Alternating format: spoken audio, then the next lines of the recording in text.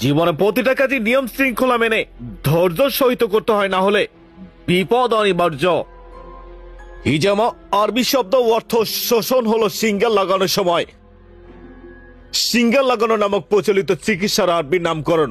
মাথা ব্যথা, শরীর ব্যথার মতো অসুস্থতা নিরাময় এই চিকিৎসা প্রয়োগ করা হয়।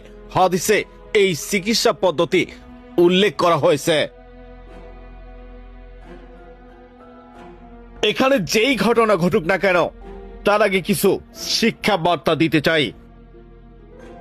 হিজামা কি কেন করা উচিত? রুকাইয়ার সাথে সম্পর্ক কি? হিজামা মূলত মানুষের সকল প্রকার শারীরিক, মানসিক, আধ্যাত্মিক সুস্থতার জন্য নববী এক চিকিৎসার ব্যবস্থার নাম। আর জিন জাদু, জাদু শিহরে চিকিৎসার জন্য রুকাইয়ার সাথে হিজামা ও খুব গুরুত্বপূর্ণ কার্যকরী।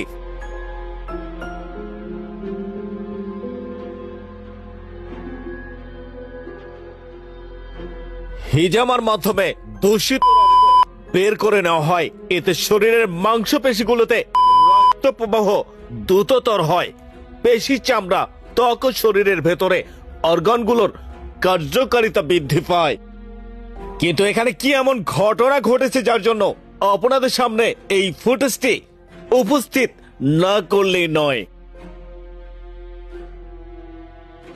ইসলামী সংস্কৃতিতে পুরুষদের মধ্যে খতনা বা তকসেদ প্রথা প্রচলিত, যা আরবি ভাষায় খিতনা বা খিতান নামে প্রচলিত।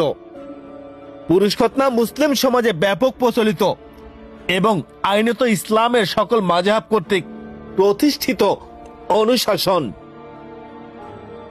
সাধারণত ধর্মীয় রীতি অনুসারে মুসলিম ছেলে শিশুদের এটি করা হয়। কিছু কিছু জন্মগত রোগেও সার্কামসিশন করার নির্দেশনা আছে। এর মধ্যে আছে যাদের বিশেষ অঙ্গে অগ্রভাগে ছিদ্র ছোট থাকে, বারবার তাদের প্রস্রাবে সংক্রমণ হতে পারে, যাদের চামড়া কেটে অপসারণ করা হয়।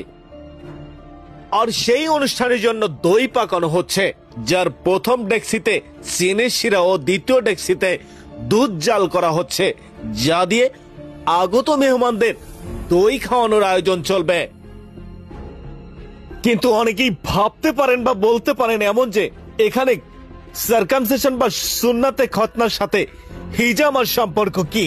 তাহলে এবার খোলাসা করে নিচ্ছে।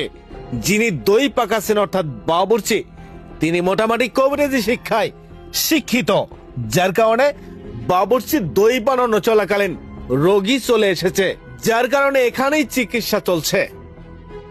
আর চিকিৎসা চলাকালীন ভুলবশত দুর্ঘটনাটি ঘটে যায়।